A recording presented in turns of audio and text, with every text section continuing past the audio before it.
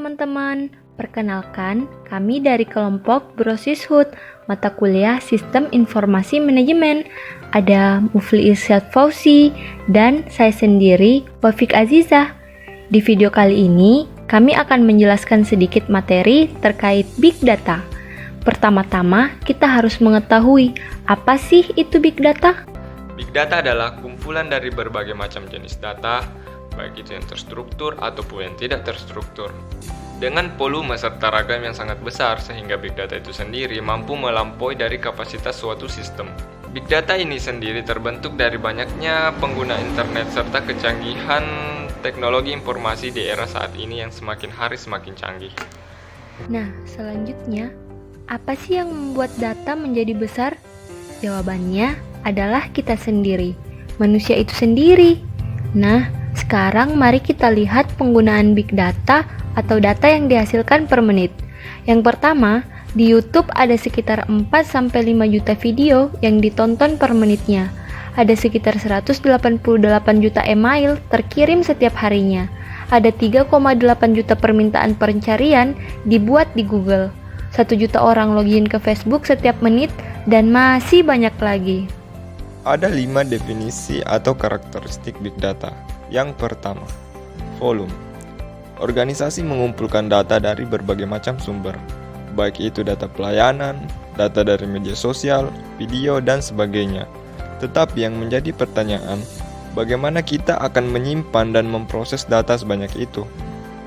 Tentunya cara penyimpanan data secara konvensional tidak lagi memadai. Mari kita ambil Hadoop sebagai contoh penyimpanan yang terdistribusi. Jika kamu memiliki file yang berukuran besar, maka Hadoop secara otomatis akan menyimpan file tersebut di beberapa mesin atau komputer yang terhubung, lalu mengelola dan membuat salinan dari data tersebut. Jadi, meskipun data Anda rusak ataupun tidak bisa diakses, data Anda akan tetap aman dalam penyimpanan lain. Nah, yang kedua ada velocity atau kecepatan. Sebagai contoh, saat ini di rumah sakit sudah terdapat sistem akurasi gambar X-ray, di mana data yang dihasilkan dapat menguntungkan sektor medis untuk memungkinkan pendeteksian penyakit lebih cepat. Kemudian, yang ketiga ada varietas atau variasi. Sekarang, kita lihat contoh dari aplikasi yang paling sering kita gunakan setiap hari. Di WhatsApp, setiap harinya menghasilkan volume data yang sangat besar dan bervariasi. Semua data yang dihasilkan mengacu pada berbagai tipe data seperti dokumen, audio, video, gambar, email, GIF, dan masih banyak lagi. Yang keempat, veracity, akurasi, atau kebenaran data yang dihasilkan. Nah, yang terakhir adalah value atau nilai. Jadi, walaupun Big Data terkesan besar dan tidak ada habisnya, namun Big Data mempunyai banyak manfaat pada berbagai bidang. Manfaat yang paling sering terasa seperti pengurangan biaya dan waktu.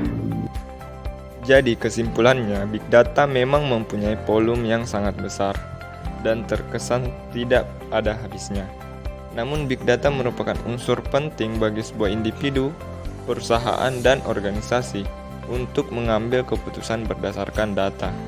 Apalagi pada kehidupan sekarang yang serba digital, sehingga membuat data tidak pernah tidur.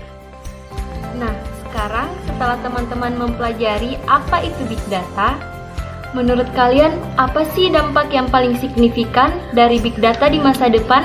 Nah, teman-teman bisa menuangkan pendapat kalian di kolom komentar ya. Dan kalau kalian menikmati video ini, jangan lupa subscribe, like, dan share ke teman-teman kalian. Bye-bye!